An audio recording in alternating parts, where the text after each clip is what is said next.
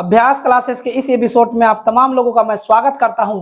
आज हम लोग एनसीईआरटी क्लास 10th के मैथ को लेकर के आ गया हूं। जो आज हम लोग पढ़ेंगे वो लेसन है 6.1 और उसमें जो हम लोगों को पढ़ना है वो हम लोगों को त्रिभुज पढ़ना है। तो इस त्रिभुज में हम लोग आज समझेंगे कि यह जो है त्रिभुज किस तरह का इसमें सवाल होगा और इसमें इसको हम लोग जो है इसको किस तरह से सॉल्व करेंगे। तो चलिए इसमें हम लोग देख लेते हैं। सबसे पहले यहाँ पे देखिए हमने लिखा है त्रिभुज की समरूपता, यानी इसमें सबसे पहला जो बात होगा वो त्रिभुज की समरूपता से बात होगा। तो त्रिभुज की समरूपता से यदि बात होगा तो इससे पहले हम लोग समझ ले कि त्रिभुज की समरूपता होता क्या है। इसमें देखिए यह जो समरूप शब्द है, पहले सबसे पहले त्रिभुज की यदि हम बात करें तो यह 3 रेखाखंडों से मिलकर बना हुआ होगा।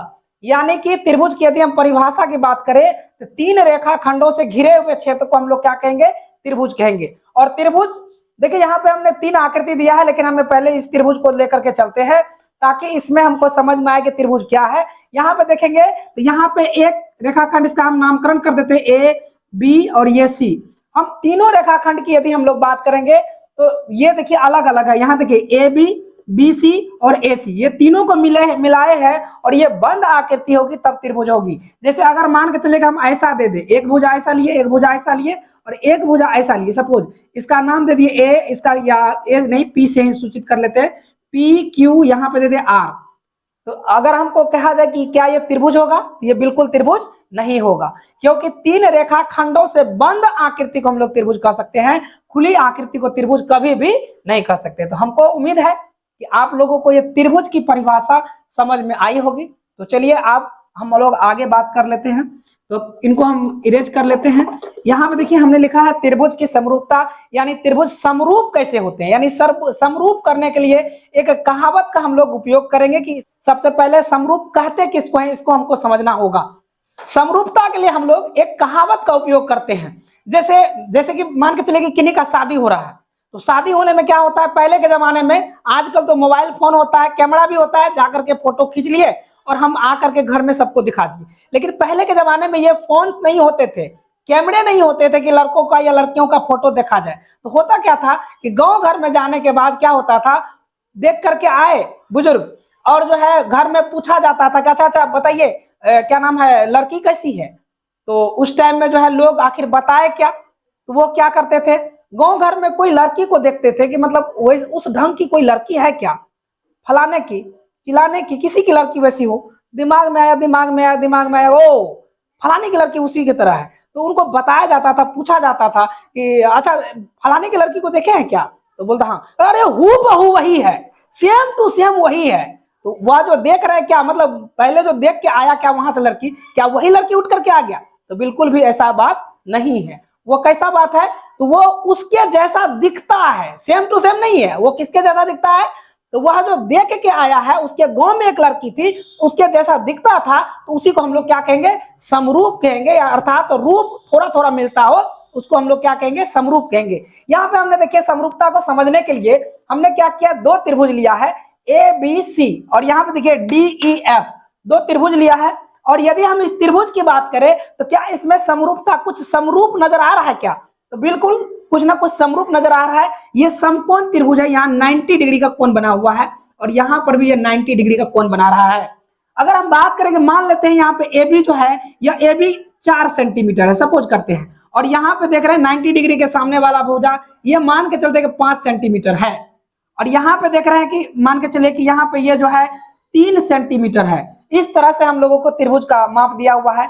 या यहाँ पे जो डी ई देख रहे हैं, देखने से ही बड़ा लग रहा है, मान के चलते कि यह जो है 5 सेंटीमीटर होगा, ये मान के चलते कि 6 सेंटीमीटर होगा। उसी प्रकार यह जो भुजा होगा, चूंकि कैलकुलेशन करना होगा, अभी हमको कैलकुलेशन नहीं किया गया है, कर्ण स्क्वायर बराबर निकालना होगा, तो आप लोग समझ लीजिए कि यह भुजा जो होगा वह क्या होगा, वह इस भुजा से बड़ा होगा। लेकिन देखने में देखेंगे इसको तो वह एक जैसा दिख रहा है, क्योंकि यह 90 डिग्री यहाँ पे भी कोण बना रहा है, 90 डिग्री यहाँ पे भी कोण बना रहा है। तो क्या ये दोनों त्रिभुज समरूप होंगे, तो बिल्कुल ये समरूप त्रिभुज होंगे, क्योंकि यह 90 डिग्री का कोण बना रहा है, अर्थात ये समकोण त्रिभुज है और यह भी समकोण त्रिभुज है। देखिए यहाँ पे हमने 2 त्रिभुज समरूप होते हैं, उसके लिए कुछ शर्त लिखे हैं कि आखिर क्या शर्त होनी चाहिए 2 त्रिभुज के समरूपता के लिए। यहाँ पे हमने देखिए हमने पहला लिखा है उनके संगत कोण बराबर हो। संगत कोण क्या होता है? तो यहाँ पे देखिए, यहाँ पे यदि हम संगत कोण की बात करेंगे तो ए बी यहाँ पे बराबर क्या होगा, यहाँ संगत कोण की बात कर रहे हैं, तो जैसे यहाँ पे 90 डिग्री है तो यह भी 90 डिग्री है, ठीक है। कोई और कोण मान के चलते कि यह कोण इस कोण के बराबर है, यह कोण इस कोण के बराबर है, तब क्या यह त्रिभुज समरूप होंगे? बिल्कुल समरूप होंगे। दो कंडीशन है, पहला कंडीशन को इसने फुलफिल किया, इसका मतलब है कि यह दोनों त्रिभुज समरूप है। दूसरा देखिए क्या है, कहता उनकी संगत भुजाएं एक ही अनुपात में अर्थात समानुपाती हो। अर्थात हम इसको कह सकते हैं कि ए बी ऐसे लिख सकते हैं, ए बी बटा क्या होनी चाहिए, डीई होनी चाहिए, बराबर यहां पे देखिए ए सी बटा क्या होनी चाहिए, डी एफ होना चाहिए, और बराबर हम अगर बात करें तो बी सी बटा क्या होना चाहिए, ई एफ होना चाहिए। तब यह त्रिभुज जो होगा वह क्या होगा, समरूप होगा, ठीक है। हम कुछ और आकृति को लेते हैं कि क्या वह समरूप होते हैं। मैंने तो त्रिभुज पे बात किया, कुछ और आकृति को लेते हैं, तो चलिए देखते हैं आगे। देखिए मैंने विभिन्न विभिन्न आकृतियां लिया है और त्रिभुज के समरूपता को समझने का प्रयास करते हैं। देखिए हमने यहाँ पे देखिए एक वृत्त लिया है जिनकी त्रिज्या दिया गया है 3 सेंटीमीटर, और यहाँ पे एक और वृत्त लिया है जिनकी त्रिज्या दिया गया है 4 सेंटीमीटर। क्या ये दोनों समरूप होंगे? तो बिल्कुल ये समरूप होंगे। समरूप का मतलब होता है कि एक रूप होना चाहिए, उसकी साइज क्या होनी चाहिए उससे कोई फर्क नहीं पड़ता है। तो ये दोनों जो होंगे वह क्या होंगे, समरूप होंगे। कोई दिक्कत? अब देखिए यहाँ पे हमने दो आकृतियां लिया है, एक ये वर्ग है, ये भी वर्ग है क्योंकि इनकी सभी भुजा देखिए बराबर है, और ये 90 डिग्री का कोण बना रहा है। यह भी वर्ग है और यह भी क्या कर रहा है, सभी इसका भुजा देखिए बराबर है, 5 सेंटीमीटर 5 सेंटीमीटर 5 सेंटीमीटर 5 सेंटीमीटर, और ये 90 डिग्री का कोण बना रहा है। अर्थात ये दोनों क्या समरूप होंगे, या बिल्कुल समरूप होंगे, ठीक है। और यदि हम देखें एक और फिगर हमने यहाँ पे लिया है, क्या ये दोनों, ये 4 सेंटीमीटर है, ये 3 सेंटीमीटर है, ये 3 सेंटीमीटर है, ये 3 सेंटीमीटर, ये 3 सेंटीमीटर, ये 3 सेंटीमीटर। इसका मतलब है कि ये आयत है, ये क्या है, आयत है। और इसकी बात हम करें तो यह वर्ग है।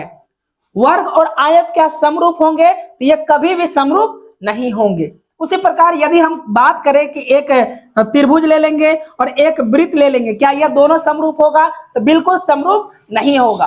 तो हमें उम्मीद है कि आप लोग समरूपता को बहुत अच्छी से बारीकी से समझे हैं। तो चलिए आगे हम लोग देख लेते हैं। देखिए हमने लेसन 6.1 को लिया है और इसमें देखिए रिक्त स्थानों को भरने के लिए दिया गया है, और रिक्त स्थानों को भरने के लिए यहाँ पे कुछ ना कुछ हिंट्स दिया गया है। तो पहला जो सवाल दिया गया इसमें देखिए दिया गया है सभी वृत्त डैश होते हैं। अभी तुरंत हमने पढ़ा था कि सभी वृत्त क्या होंगे, वह सभी वृत्त समरूप होंगे। तो इसमें हम लोगों को क्या भरना होगा, समरूप भरना होगा। दूसरा जो सवाल दिया गया सभी वर्ग डैश होते हैं। वर्ग जो होंगे सभी वर्ग, क्योंकि वह क्या होगा, देखने में एक जैसा होगा, और अगर हम बात करें उसकी क्षेत्रफल की, उसकी परिमाप की, तो वो अलग अलग होंगी। तो देखने में यदि एक जैसा होगा तो उसको हम लोग क्या कहते हैं, तो उसको हम लोग समरूप कहते हैं। तो यहाँ पे ऑप्शन दिया हुआ था, हमने देखिए डॉट डॉट से दिखाया है। आप लोग भी इनको देख ले कि ये डॉट डॉट जो है या सर्वांशम और समरूप को यहाँ पे दर्शाया गया है। अर्थात इस जो खाली जगह है इसमें हम लोग क्या भरेंगे, तो समरूप भरेंगे। तीसरा जो सवाल है बहुत ही सरल सवाल है। देखिए यहाँ पे दिया गया है सभी डैश त्रिभुज समरूप होते हैं। समरूप की बात हम लोग कर रहे हैं, यानी कि देखने में एक जैसा होगा। तो यहाँ पे देखिए दिया गया समद्विबाहु त्रिभुज, लेकिन समबाहु त्रिभुज होगा कि नहीं, बिल्कुल होगा, क्योंकि इनके सभी कोनों की जो माप होगी वह 60 डिग्री होता है। तो समबाहु त्रिभुज यानी सभी समबाहु त्रिभुज एक दूसरे के क्या होंगे, समरूप होंगे। तो यहाँ पे इसमें क्या भरा जाएगा, समबाहु त्रिभुज भरा जाएगा। अब देखिए 4 नंबर के सवालों को हम लोग देखते हैं। लिया गया है कि भुजाओं की समान संख्या वाले दो बहुभुज समरूप होते हैं। सबसे पहले हम लोग को समझना होगा कि दो बहुभुज क्या होता है।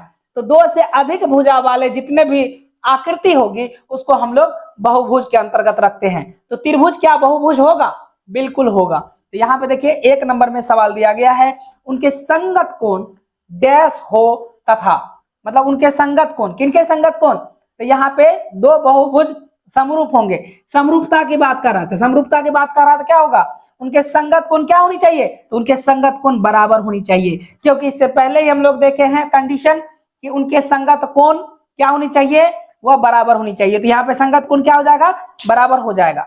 यदि हम बात करें उनकी संगत भुजाएं की, तो वह संगत भुजाएं क्या होगी, समानुपाती होगी। इसको भी हम लोगों ने देखा है। तो चलिए आगे हम सवाल को देख लेते हैं।